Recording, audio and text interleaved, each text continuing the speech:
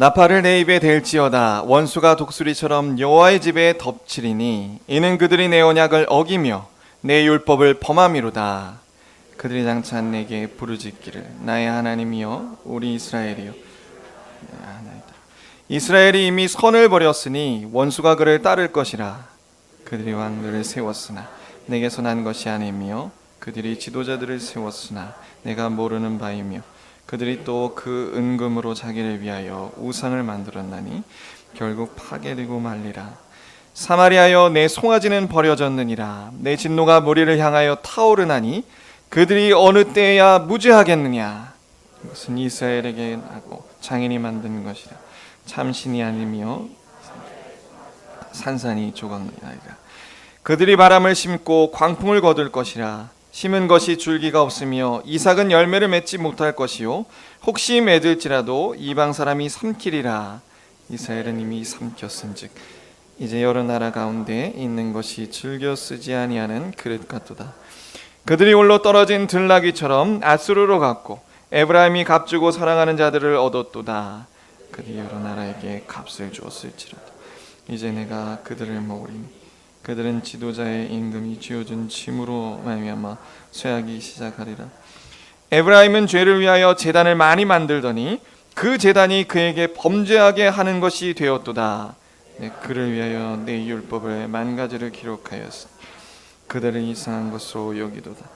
그들이 내게 고기를 제물로 드리고 먹을지라도 여호와는 그것을 기뻐하지 아니하고 이제 그들의 죄악을 기억하여 그 죄를 벌하리니 그들은 애굽으로 다시 가리라. 자기를 지으신 이를 잊어버리고 왕궁들을 세우셨으며 유다는 견고한 성읍을 많이 쌓았으나 내가 그 성읍들에 불을 보내어 그 성들을 삼키게 하리라. 아멘. 벌써 호세아 8장입니다. 개인적으로 호세아서는 참 어려운 것 같아요.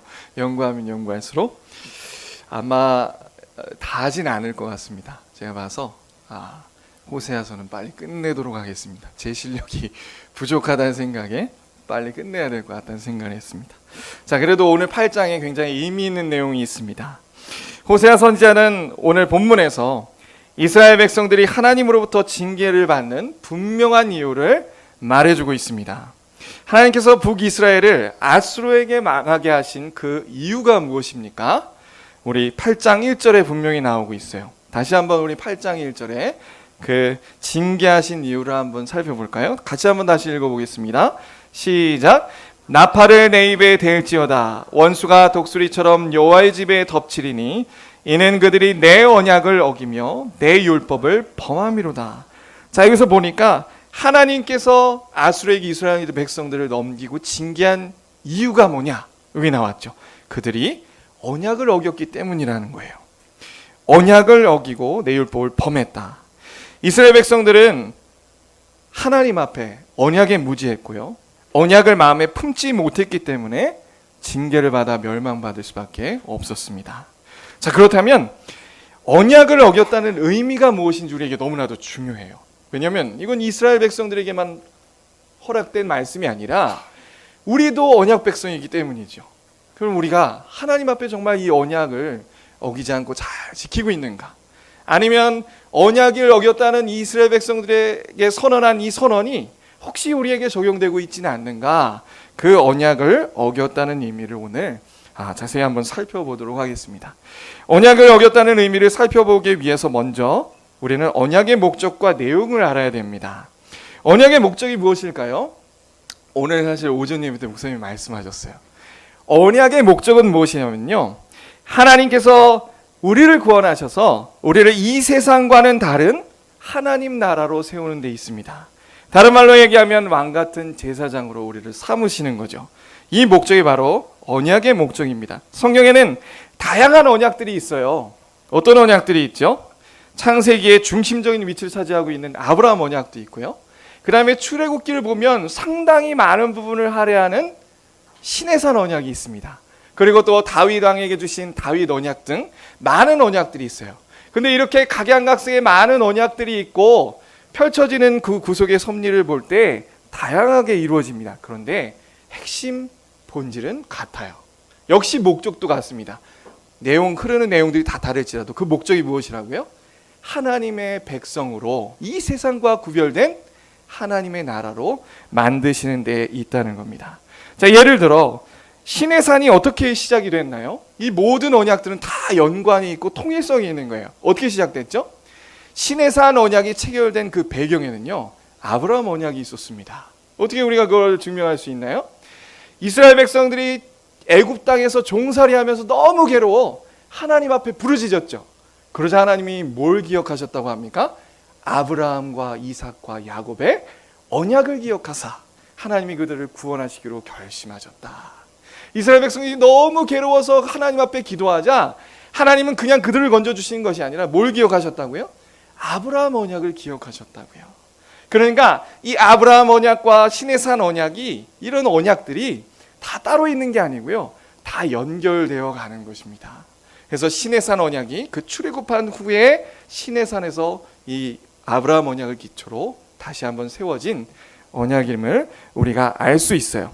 그리고 이렇게 통일성 있는 그 언약의 내용을 보면요, 내용이 우리 19장에 보면 이렇게 나와 있습니다. 우리 19장 4절에서 6절 보면 다 아는 내용이니까 그냥 오늘 말씀도 오전 예배도 그 내용이었으니까, 하나님이 이스라엘 백성들을 구원하시고 이렇게 말씀하셔요. 모세에게 내가 너희를 내 소유로 삼고 제사장 나라가 될 것이며 거룩한 나라가 되리라.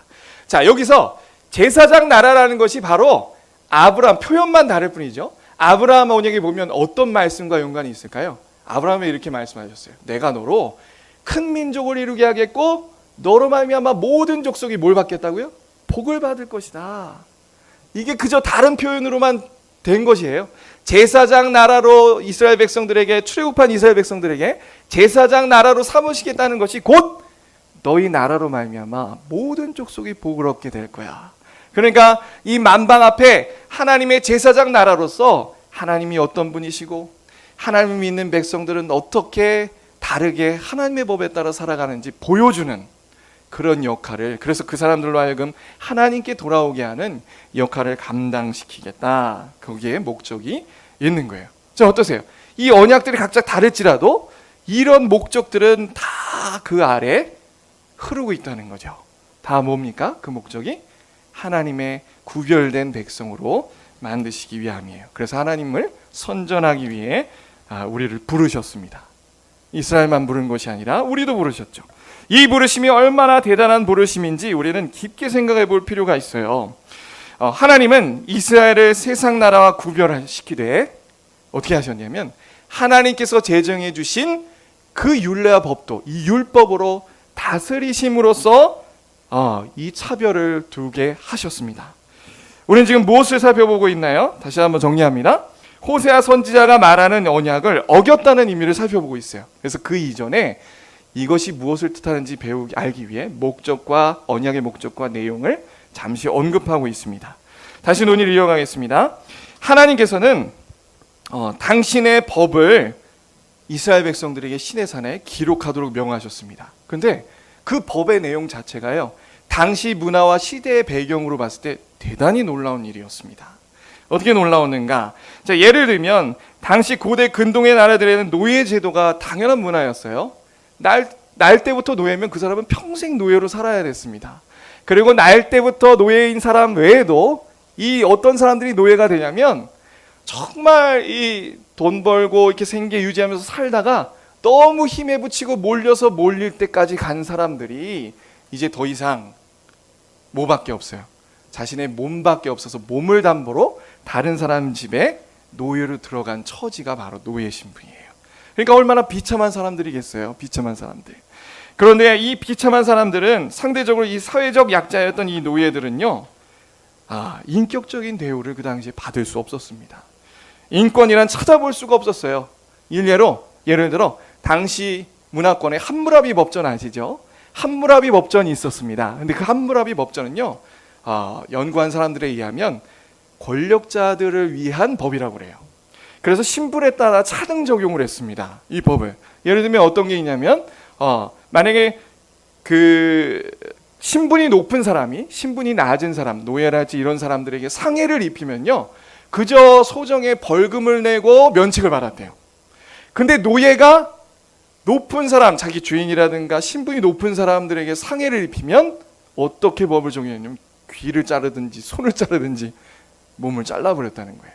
이렇게 당시의 문화와 법으로 봤을 때는요, 이 노예란 신분은 인권을 찾을 수가 없어요. 정말 비참하고 어떤 주인을 만나냐에 따라서 그 인생은 참 평생 동안 너무 힘든 인생이 바로 노예 신분이었습니다. 그러나 하나님께서 이스라엘에게 명하신 법은요, 노예에게 너무 좋은 법이었어요. 우리 한번 보실까요? 출애굽기 21장입니다. 출애굽기 21장. 얼마나 하나님이 법으로 다스리시는 이스라엘 백성들의 삶은 달라야 하는지 이 법을 보면 잘 알 수 있습니다. 우리 21장 한번 보겠어요. 출애굽기 21장에 1절과 2절 찾으셨나요? 1절과 2절 다 같이 한번 읽어보겠습니다. 시작. 내가 백성 앞에 세울 법규는 이러하니라. 내가 히브리 종을 사면 그 6해 동안은 섬길 것이요 7째 해에는 몸값을 물지 않고 나가 자유인이 될 것이며. 이거 안 놀라우세요? 당시 문화상으로 봤을 땐 대단히 놀라운 일입니다. 지금 보니까 노예였어요. 분명 어떤 사람이 노예인데 6년 동안은 열심히 일하고 7째 해는 어떻게 했다고요? 돈도 지불하지 않고 그냥 자유의 몸으로 내보내라. 대단하지 않아요? 우린 노예제도가 지금 없기 때문에 실감이 나지 않겠지만 당시 문화상으로는 정말 이건 대단한 법이었습니다. 정말 하나님의 이 법에 먼저 첫 번째 시민법으로 등장하는 게 이 노예 인권에 대한 자유에 대한 법이었어요. 당시 다른 나라의 사회 문화 속에서는 절대 노예는 벗어날 수 없습니다. 그런데 하나님께서는 이미 이 노예법에 7년째에는 모든 노예들이 다 자유할 것을 명하고 계세요. 할렐루야. 이게 얼마나 감사한 법입니까? 자, 그런데 우리가 여기서 한 가지 좀 더 생각해 볼 부분이 있습니다. 이 법들은요, 그 정신과 가치와 방향이 있어서 오늘날 우리의 삶에 충분히 적용할 수 있는 거예요. 자, 지금 보시면 하나님은 이렇게 말씀하시지 않았어요. 야, 노예제도 잘못된 거야. 그러니까 운동을 해서 다 때려 엎어버려. 세상을 뒤집어 엎어버려. 이렇게 말씀하시지 않아요. 왜냐하면 하나님은 사람의 인생사를 잘 깊이 보시는 분이기 때문이에요. 예를 들어 제가 만약에 제가 재작년에 교회에 왔는데 갑자기 오자마자 뭔가 좀 신학교에 배웠답시고 와서 이 교회에 내가 볼 땐 저거 아닌데 막 하면서 이거 잘못됐습니다. 뭐 성탄절 잘못됐고 기도 이렇게 하면 안 되고 뭐 저거 그렇게 하면 안 됩니다. 막 그러면서 막 비판하고 그걸 바꾸자고 얘기했다 쳐요. 그러면 얼마나 여기 앉아 계신 분들이 상처를 받으셨겠습니까? 마찬가지예요. 하나님께서는 당시 있었던 문화들을 인정하셨습니다. 그런데 인정하지 않으셨어요. 이게 무슨 말장난이냐. 그게 아니고 하나님인 노예제도를 반대하셨습니다. 그런데 이걸 어떻게 없애길 원하셨냐면 한 사람의 변화로부터였어요. 뭐라고요? 한 사람의 변화로부터.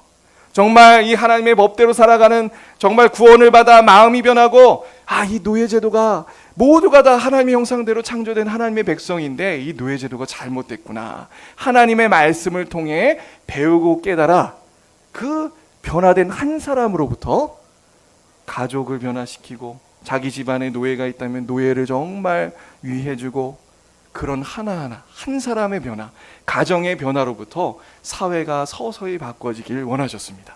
이게 하나님의 뜻이에요. 이게 다른 겁니다. 방향이. 그러니까 보통 사회운동 하시는 분들 같으면 뭐 다 그런 건 아닙니다만 그런 막 사회운동 하시느라고 가정을 내팽개쳐버리는 분들을 종종 보게 돼요. 그러나 그건 하나님의 뜻이 아니라는 거.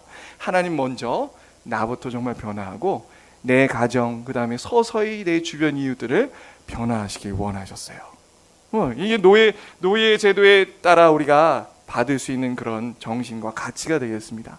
그러니까 정말 오늘날 현대법도요, 저는 성경에서 나왔다고 봐요.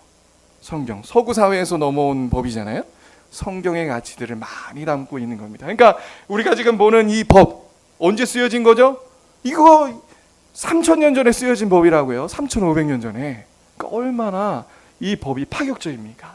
노예 신분법뿐만 아니라 사회보장법도 있었습니다. 사회보장법. 어떻게 하나님께서 명하셨죠? 수확 시기에 수확하고 가서 떨어진 이삭이라든가 이런 열매들을 어떻게 하라고 했습니까? 가난한 사람들, 고아와 과부들, 이 사람들이 와서 죽도록 내버려둬라. 그리고 장애인에 관한 법도 있었어요. 그 당시 문화상은 정말 이것도 충격적입니다. 그리고 이 사회보장법만 있었던 게 아니고 자연법도 있었어요. 이 자연 만물을 위한 법입니다. 뭐죠? 7년째에 6년까지는 그 농지를 잘 경작하고 수확하다가 7년째는 어떻게 하라고 했어요? 쉬도록 만들었습니다. 그래서 쉬면 땅이 어떻게 된다고 그러죠? 그 땅의 힘을 회복해 하는 거예요. 그러니까 이 율법에는 참으로 인간 사회의 그런 인권도 보장하고 사회 보장도 하고 또 자연 만물도 아우를 수 있는 법이 이미 3,500년 전 이 하나님께 주신 신의 산 율법에 담겨 있었다는 거예요. 어떠세요?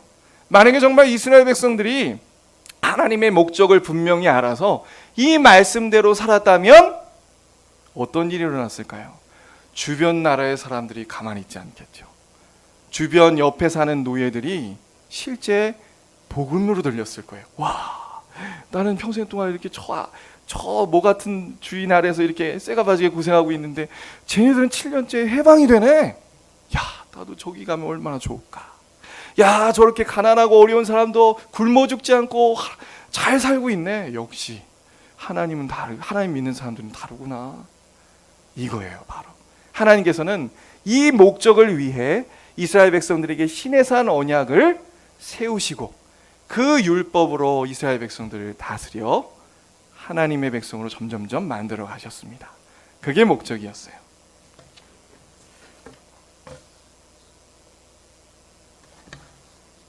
그리고 하나님의 말씀으로 이렇게 훈련받는 것은요, 대단히 체계적이었습니다. 우리가 다 알고 계신 그 절기법을 보시면 안식일이 있죠. 일곱째 날에 쉬는 안식일. 안식일을 통해서도 훈련하고 또 7년째에 오는 안식년 때도 훈련하고, 이 두 가지 훈련은 어느 때를 위함이었을까요? 대희년을 위함이에요. 왜냐? 대희년 때야말로 대대적인 하나님의 은혜가 베풀어집니다. 누굴 통해서요? 이스라엘 백성들의 가진 자를 통해서요. 빚진 자가 탕감을 받고 누군가는 희생해야 되는 거예요. 그리고 또 뭡니까? 그 토지가 다시 돌려지고 자신의 노예를 해방시켜주고, 그러니까 엄청난 그 희생과 포기를 대희년 때 하나님께서 이스라엘 백성들을 통해 보게 만드시기 위해 주일마다, 안식일마다, 안식년마다 체계적으로 하나하나 훈련시켰다고요. 이건 신의 산 율법을 통해 이런 율법이 선포됐는데요, 그 이전에도 하나님께서는 이미 말씀과 율례로 이스라엘 백성들을 훈련시키시기 시작하셨어요. 그 언약을 체결하는 그 내용이 19장부터 등장하잖아요. 출애굽기 19장. 근데 이미 16장에 보면 무슨 법이 나왔습니까? 만나법이 생겼다고요. 하나님께서 언약을 체결하시기 이전에 이미 하늘에서 만나를 내려주셨습니다. 그리고 몇 가지 규칙을 주셨죠. 어떤 규칙이죠? 첫 번째, 내가 아침에 나가서 거두되 한 호매씩 1인당 가구 수를 세워서, 가구의 인원을 세워서 1인당 한 호매씩 거둬라. 근데 이스라엘 백성들은 어떻게 했죠? 안 지켰어요. 처음 그래서 그 광야에 나갔는데 모아갖고 들어와 보니까 못 먹는 사람이 생겼습니다. 왜 그럴까요? 탐욕 때문에, 야, 이거 내가 재놔야지, 이런 욕심 때문에 못 먹는 사람이 생겼었다고요. 그래서 하나님께서 모세에게 명해서 어떻게 했냐면, 모세야 그거 다 걷어들여서 다시 분배하니까 모두가 먹고도 부족함이 없더라. 이건 굉장한 우리에게 시사점을 줍니다. 오늘날 지구상에 하나님께서는요, 우리 인구가 먹을 충분한 양식을 주셨어요. 믿으십니까? 아멘. 그런데 왜 빈익부 부익부 현상이 나타나죠? 인간의 탐욕 때문에 그렇죠. 그러나 믿는 사람부터가 정말 하나님의 법을 잘 마음에 감직하여 산다면 이러한 부분을 해소시킬 수 있는 거예요. 우리의 책임입니다. 우리의 책임. 예, 하나님은 이렇게 다스려 가셨어요. 또 만나를 통해서 특별한 규정을 주셨는데 그것이 무엇이었습니까? 7째 날인 안식일 전날에 6일째죠. 2호매를 거둬라. 그리고 안식일에는 거두러 나가지 말고 집에서 쉬면서 뭐 하라고 했어요? 하나님을 묵상하고 창조하신 하나님께 감사하고 출애굽해서 구원해 주신 하나님께 감사하며 예배드리고 하나님 묵상해라. 이것도 훈련이에요. 왜 그런 말씀을 주셨을까요? 우리가 정말 그래서 아무 일도 하지 말아야 돼. 집 밖으로도, 유대인들은 집 밖으로도 안 나간대요. 엘리베이터도 번호 누르지 않는 엘리베이터, 자동으로 왔다 갔던 엘리베이터가 있다잖아요. 그렇게 하라는 겁니까? 그게 아니죠. 그게 아니고 우리가 이 세상을 살다 보면 얼마나 하나님을 생각하고 묵상해야 되나, 하나님의 말씀을 간직하고 살아야 되나, 수시로 잊어버리고 하나님을 외면하죠. 그래서 하나님께서 그 법으로서 안식일에 하나님을 묵상하고 내 삶을 어떻게 살아야 할지 그런 것들을 다시 한번 돌아보라고 이 훈련을 주신 겁니다. 자, 지금 제가 무슨 얘기하고 있죠? 하나님께서는 언약의 목적으로 이스라엘 백성들을 다른 나라와 다른 사람들과 구별된 백성으로 만드시는데 어떻게 해요? 하나님이 제정하신 그 율법의 말씀을 따라서 점점 그렇게 만들어 가신다는 거.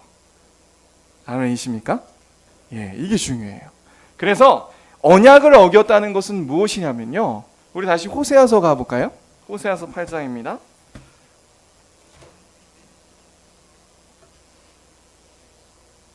언약을 어겼다는 건 무엇이냐면 언약을 어기며 내 율법을 범한 것이다.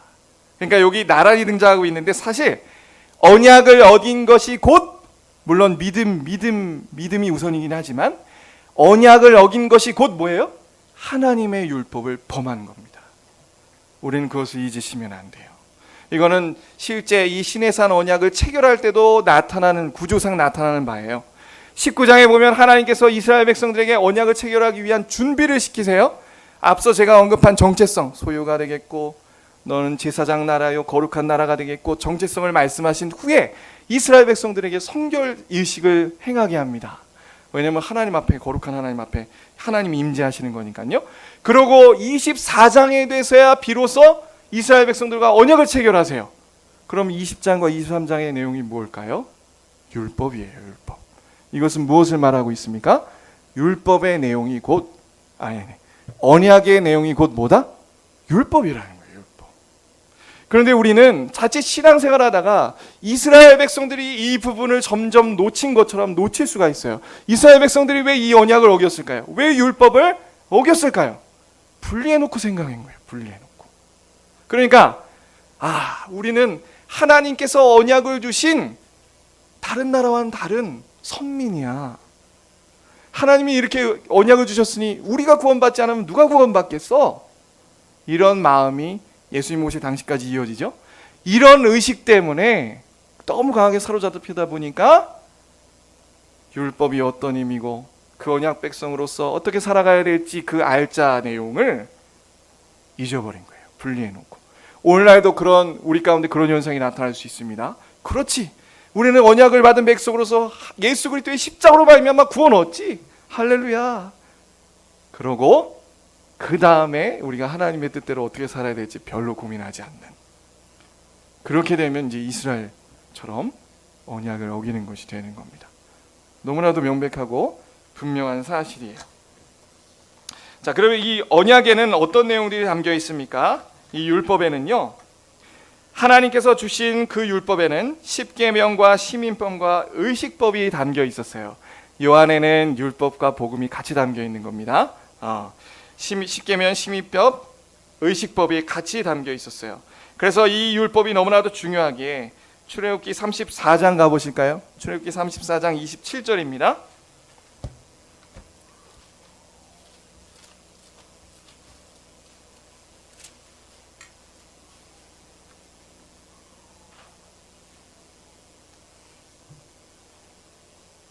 (27절) 28절 다시 한번 읽어보겠어요. 시작. 여호와께서 모세에게 이르시되 너는 이 말들을 기록하라. 내가 이 말들의 뜻대로 너와 이스라엘과 언약을 세웠음이니라 하시니라.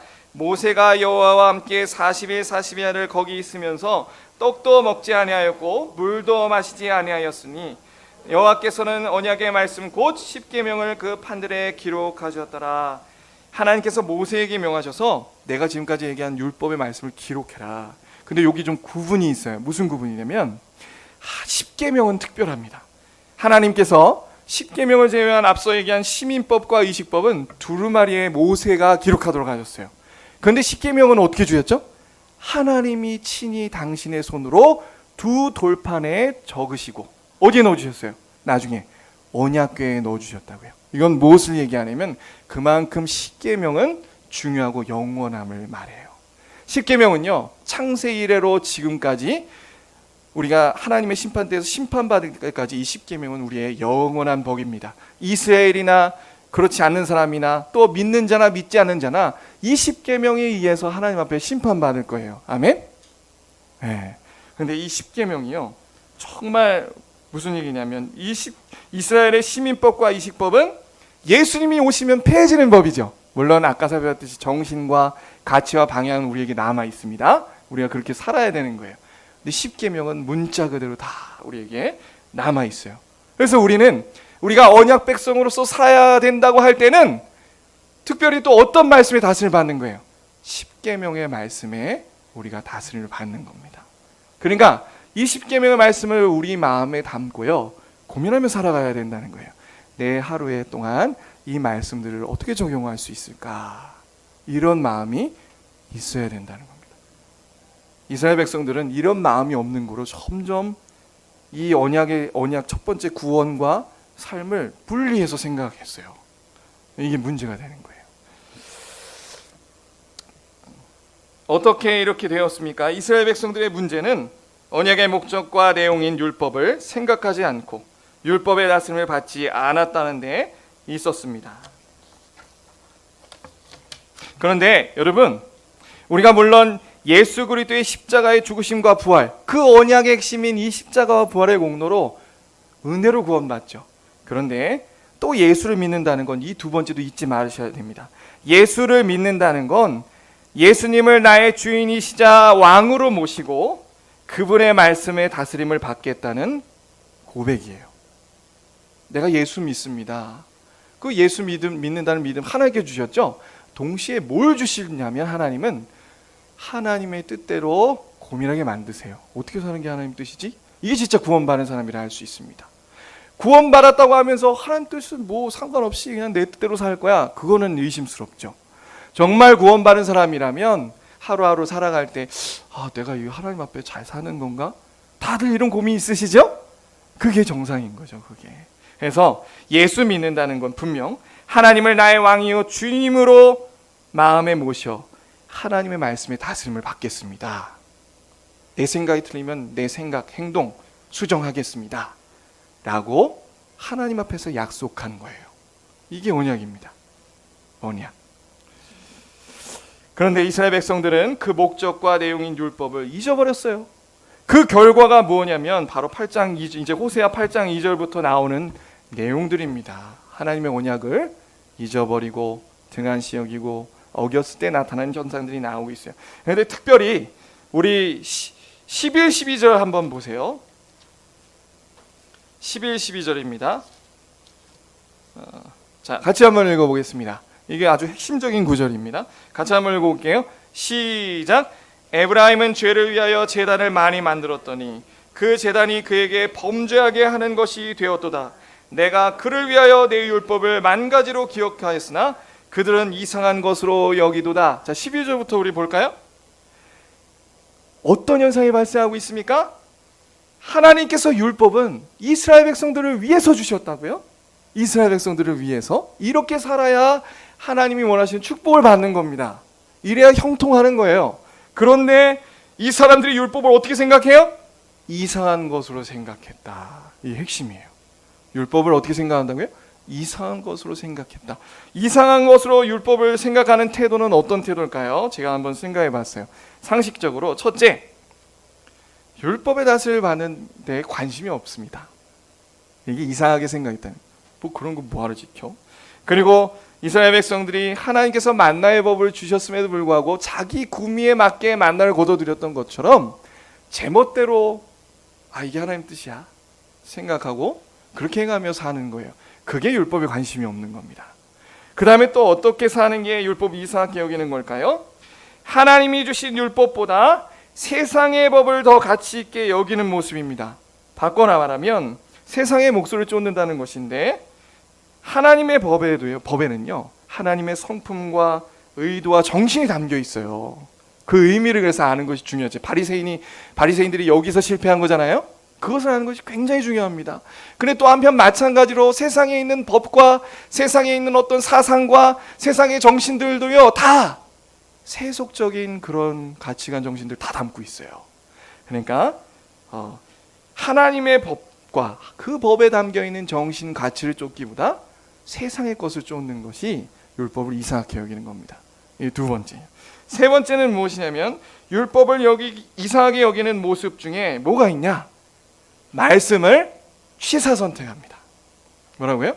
말씀을 취사선택해요. 자신이 듣기에 좋은 말씀만 좋아합니다.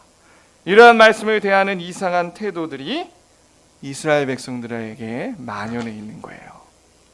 이런 중심이 있으면 우리는 하나님의 언약을 점점 더 언약과 멀어진다고 할 수 있습니다.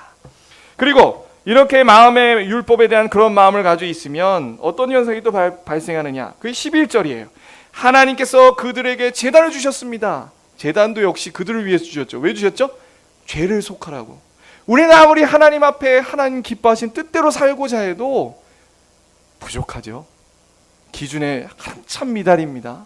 그래서 하나님이 속죄를 위해 제단을 주셨어요. 그러면 어떤 의미예요? 그 제단을 통해 하나님의 뜻대로 율법의 뜻대로 살다 보니 안 되잖아요. 내 죄가 깨달아지는 게 애통합니다. 그래서 제단을 소망하게 되죠. 나는 역시 그 제단을 통해, 그 제단에서 죽어지는 그 양들을 통해 내가 용서받아야 될 죄인이구나. 죄를 깨닫고 다시 한번 그 속죄의 효력으로 말씀을 붙들고 다시 하나님 뜻대로 살기 원하시는 것이 제단을 주신 이유라고요. 그죠? 그런데 지금 어떻게 하고 있습니까? 이스라엘 백성들은 죄를 위하여 제단을 많이 만들었는데 그 제단이 그에게 더 범죄하는 것이 됐다. 합리화하는 거죠. 제단을. 나 용서받았어. 이렇게 제사 드리니까 난 용서받았어. 그리고 더 마구 죄 지는데 양심의 가책이 없습니다. 그렇게 이용해 먹는 제단으로 전락해버렸다. 이 두 가지가 신앙의 핵심이잖아요. 십계명을 통해 우리의 죄를 깨닫고 그리스도께로 나아가 은혜를 붙들게 되는 이 신앙의 원리가 핵심인데, 지금 그 두 가지의 기능이 아예 되지 않는 아주 비참한 지경의 이스라엘 백성들이 되어버렸습니다. 오히려 이 율법이 자신의 욕망과 탐욕을 실현하는 도구가 되어버렸어요. 그 대표적인 예가 여로보암이죠. 여로보암이 그 하나님의 거룩한 제단을 가지고 어떤 죄를 저질렀습니까? 자신의 정치적 욕망을 실현시키기 위해 이제 북이스라엘이 나라가 나뉘니까 절기 때마다 이 북이스라엘 사람들이 남쪽으로 내려가면 자신의 나라의 정통성과 자신의 정치 권력에 문제가 생길 것 때문에 어떻게 했죠? 단과 브엘세바에 제단을 세워서, 금송아지를 세워서 하나님 앞에 속죄 제사를 드리게 했죠. 그러면 뭐라고 얘기했을까요? 겉으로는 이게 하나님을 잘 믿는 거야. 우리 하나님 앞에 이렇게 속죄 제사를 잘 드려야지. 빨리빨리 와가지고 하나님 앞에 정성껏 제사를 드려라. 금송아지 앞에 이렇게 많은 사람들을 죄를 짓게 만들었습니다. 뭐 때문에요? 자신의 정치적 욕망 때문에. 근데 이런 일들이 오늘날도 일어나고 있어요. 똑같은 형태는 아니지만 다른 모양으로 일어나고 있습니다. 제가 며칠 전에 실제 이런 분하고 얘기를 했는데, 물론 생각을 고쳤습니다. 근데 그분이 뭐라고 그러냐면, 기독교인이라면 다 정치적 성향이 보수가 돼야 된다는 거예요. 이게 무슨 뚱딴지 같은 소린가? 저도 보수에 더 가까운 사람입니다. 보수에 더 가까운 사람인데 보수가 되어야 된다고 주장하는 거예요. 그리고 이렇게 얘기하는 사람들일수록 요즘 근자에 대형교회 이찬수 목사님이랄지 또 고신의 우리 교계 어른이 있으세요. 손병호 교수님이랄지 이런 분들이 조금 좌파적인 정치 색깔을 가지고 있거든요. 성향을 빨갱이로 막 몰아세우는 거예요. 근데 왜 그 사람들이 그렇게 얘기를 하는지 제가 들어봤어요. 왜냐하면 이 좌파가요, 좌파의 역사 뿌리를 따져보면 유물론적이고 계몽주의로부터 나온 것이고, 그래서 하나님을 대적하는 뿌리가 있다는 거예요. 그래서 기독교인들을, 그거 아는 기독교인들은 좌파가 되면 안 된다는 거예요. 다 보수가 돼야 된다는 거예요. 이렇게 생각하는 사람들이 극보수예요. 극보수. 이 사람들이 자꾸 좀 좌파적인 생각을 그냥 페북에 올리거나 뭐 그런 발언을 하면 싸잡아서 빨갱이다 얘기를 하는 거죠. 제가 그것 때문에 너무 화가 나가지고 이분하고 막 말로 아니고 카톡으로 그게 말이 되냐 영상도 보여내주면서, 우리 기독교인이 좌파가 어디 있고 우파가 어디 있냐, 무슨 우파가 성경이냐, 좌파가 성경이냐. 내가 생각하기에는 물론 그 자본주의에서 개인 소유를 인정하기 때문에 성경에서 말하는 부분도 있고, 그런데 내가 볼 때 복지 같은 경우에는 나는 좌파에서 말하는 복지가 더 성경적이라고 생각한다. 이건 제 생각입니다. 그러니까 이거 어떻게 보수가 성경이고 우파가 좌파가 성경이냐, 이런 말이 안 되는 얘기를 하냐. 그런 생각을 가지고 있고, 그런 생각들로 인해서 극보수 가운데 이렇게 열렬하게 정치적으로 막 이렇게 하시는 분들이 있어요. 그래서 제가 그분한테 얘기를 했죠. 그거는 정치 이데올로기 우상입니다. 그렇게 보면 성경을 바로 보지 못하고요. 그렇게 해서 극단적으로 나가 구원 못 받는 사람이 유다예요. 정신 차리세요. 유다가 예수님 따라다니면서 어떻게 했죠? 셀롯 열심당원이었잖아요. 그 로마의 압제 가운데 벗어나고자 예수님을 이용하려 했던 사람이 바로 유다였다고 해요. 그런 식으로 하나님 믿다 보면 이거 하나님 떠나갈 수 있습니다. 그래서 그분도 생각하더니 그 다음날 제가 맞다고 다시 한번 생각했다고 이렇게 하셨어요. 감사하죠. 그러면. 근데 그럼에도 불구하고 내가 맞는데요, 이러면 이제 답이 없죠. 네. 제가 이 얘기를 왜 했습니까? 하나님의 율법의 말씀, 그 말씀에 다스림을 받는 것이 마음으로부터 없으면요, 세상의 온갖 것들이 우리 마음을 차지합니다. 그래서 그 사상과 정신에 내 생각과 감정이 사로잡혀서 하나님의 뜻대로 살지 못해요. 제대로. 우상입니다. 우상. 지금 8장에 그 얘기를 하고 있는 거예요. 그 얘기. 우상입니다. 그 다음에 또 하나님의 말씀을 마음에 담지 않으면 어떤 현상들이 발생하는 겁니까? 여기 보니까 5, 6, 7절 보니 5, 6, 7, 8 보면 송아지들, 금송아지를 얘기하는 겁니다. 금송아지는 뭘 뜻하고 있죠? 금송아지를 세워놓고 내가 잘 되고 잘 먹고 세상에서 나를 누리고자 하는 마음의 표상이 바로 금송아지입니다. 그래서 이것을 통해서 우리가 알 수 있는 것은 무엇이냐면, 우리가 하나님의 말씀에 제대로 다스림을 받지 아니하면 우리가 점점점 세상으로 나아가게 되는 거죠. 그 얘가 누굽니까? 바로 롯이잖아요. 롯. 오늘 우리 주일학교에서 이 설교를 했는데, 이제 아브라함과 롯이, 조카 롯이 부자가 됐어요. 많아졌습니다. 하나님 부자가 되시게 하십니다. 부자가 될 수 있는 거예요. 또 부자를 죄악시하지 맙시다. 우리 될 수 있는 거예요. 조심해야 될 건 조심하고. 근데 그래서 가축들이 많아져서 서로 싸우게 됐어요. 목자들이. 안 되겠다. 그래서 우리가 서로 이제 나눠서 살아야 되겠다. 아브라함이 롯에게 제안하죠. 뭐라고 제안했죠? 네가 왼쪽을 선택해서 가면 내가 오른쪽을 선택하고, 너가 오른쪽 선택하면 내가 왼쪽으로 가리라. 그러자 롯이 선택을 했어요. 눈을 들어 그 요단 땅을 본즉 어떤 마음이 들었습니까? 아직 소돔과 고모라가 하나님이 멸망하시기 전이라 그 땅을 보니 물이 풍족하고 열매도 풍성하고 마치 여호와의 동산 같아서 그 길로 갔다고요. 이 눈은 어떤 눈이에요? 우리 목사님 성경 공부 때 잘 배웠죠? 육신적인 지극히 세상적인 눈이에요. 그 마음에 하나님의 말씀 일랑 1도 없죠. 가나안 땅이 하나님의 약속의 땅이고 하나님의 말씀들이 있는데 그저 내가 좋아하고 이 세상의 낙을 누리고자 하는 마음으로 롯이 선택했을 뿐이라고요. 그래서 그 결과 하나님 그 모세를 통해 어떤 기록을 남깁니까? 결국 이 롯이 들어가서 소돔 땅으로 들어갔는데 그 소돔 땅은 하나님이 보시기에 죄악이 강하고 악했다. 이건 뭘 얘기하죠? 점점 그렇게 하나님 말씀이 없이 그렇게 살다 보니까 세상 사람들처럼 변했다. 구별이 없어졌어요. 구별이. 그 롯이 비록 구원받았지만 부끄러운 구원이죠. 부끄러운 구원. 그렇게 끝나면 다행이에요. 북이스라엘은 그렇게 살다가 하나님 어떻게 하셨습니까? 아수로 들어서 멸망시켜버렸죠. 엄청난 징계를 당했죠. 그러니까 우리에겐 이렇게 얘기할 수 있습니다. 우리가 이 세상 살다가 세상을 짝하고자 하는 마음들은 어떤 마음일까요? 간단히 얘기하면 야, 내가 부자 되면 행복하겠지. 야, 내가 청년들 같은 경우엔 내가 저 남자랑 내가 저 여자랑 결혼하면 내가 행복하겠지. 또 학생들로 말씀드리면 내가 저 대학 가면 내가 행복해지겠지. 아닌 거 아시잖아요. 그런 것에 사로잡혀서 막 부돈이도 쫓아가다 보면 우리가 점점 하나님의 목적과 벗어나고 율법에 관심이 없어지고 이 언약의 말씀을 어기게 되어버리고 마는 겁니다. 자, 그래서 우리는 지금까지 이 언약을 어겼다는 말씀이 바로 하나님의 율법을 마음에 두지 않고 범했다라는 것을 배웠어요. 어떠세요? 너무나도 명백하지 않습니까? 이런 말씀을 들었을 때 제가 예전에는요 되게 마음이 무거웠어요. 내가 어떻게 저렇게 살아? 내 몸 하나 잘 간수하는 못하는 내 주제가 뭐 이런 생각들 많이 했단 말이에요.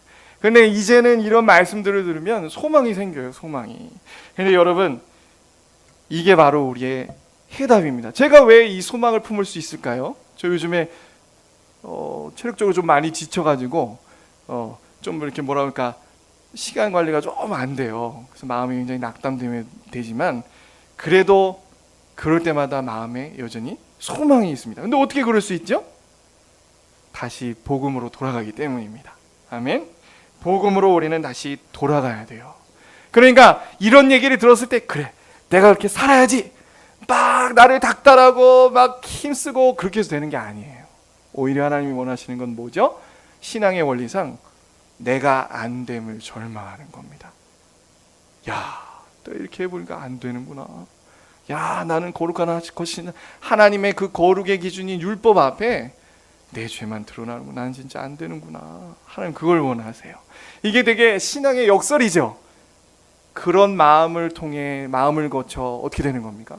하나님이 그럼에도 불구하고 나를 구원하신 하나님이 너무 사랑스러워지는 거죠. 다시 힘을 얻게 되는 겁니다. 이게 신앙의 정수 아닙니까? 이게 아까 다시 처음으로 돌아갑니다. 아까 제가 그 출애굽기에 언약을 체결한 그 내용을 말씀드렸잖아요. 근데 거기에 보면 분명히 이 요소가 담겨 있어요. 하나님이 19장에 성결을 행하게 하셨습니다. 왜요? 왜죠? 자꾸 3번씩이나 연달아 무슨 내용이 나오냐면 이 백성이 산으로 올라오 그 경계를 넘어 산으로 올라와 죽을까 내가 염려가 된다. 하나님이 계속 말씀하신다고요? 그래서 성결 의식을 하게 돼요. 그러니까 거룩하신 하나님 앞에서 우리는 죽을 수밖에 없는 죄인입니다. 아무리 우리가 열심히 시민법대로 살려고 해도 옆에 있는 사람 사랑하려고 해도 안 되잖아요. 하나님의 법대로는 죽을 수밖에 없어요. 뭔가 좀 내가 이 정도면 내가 신앙이 됐겠지? 그런 거 우리 없잖아요. 그런 거 있다고 생각하면 그게 자기의입니다. 없잖아요.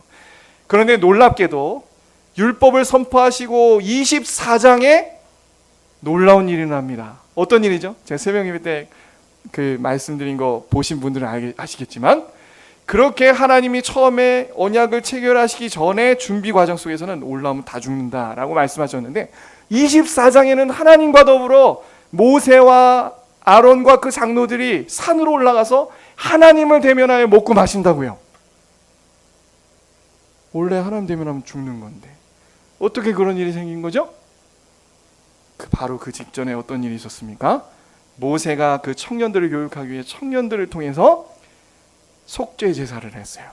그래서 그 짐승의 피의 반을 제단에 뿌리고 그 반을 어떻게 했습니까? 그 사람들이 모였으면 그 피를 확 뿌렸어요. 다. 그러니까 지금 어떤 상황이에요? 그 피범벅이 된 거죠. 피범벅이. 그 의식을 치르고 나서 하나님 앞에 올라가 먹고 마셨더라. 이게 우리의 소망입니다. 우리는 아무리 하나님 앞에 힘써도 절대 우리의 한 톨의 선행도 인정받을 수 없어요. 그리스도 밖에 있으면. 우린 죄인이기 때문에. 그러나 우리의 마음 영혼에 예수 그리스도의 십자가가 뿌려진 이상 우리의 마음엔 평안할 수 있습니다. 아멘. 또 우리의 부족한 선행 하나님이 받아주셔요. 그래서 우리가 이 예수 그리스도의 십자가를 생각할 때 정말 나는 죄인이로구나, 내가 아무리 노력해도 안 되는구나, 그렇게 생각하는 한편 그것을 넘어 이렇게 못나고 이렇게 부족한 죄인인 나도 그럼에도 불구하고 하나님께서 사랑하셔서 당신의 아들을 십자가에 죽이셨구나, 그 사랑에 감격하면 다시 한번 우리는 힘으로 더 걸어갈 수 있습니다. 자, 우리 누가복음 4장 말씀 읽고 마치겠습니다.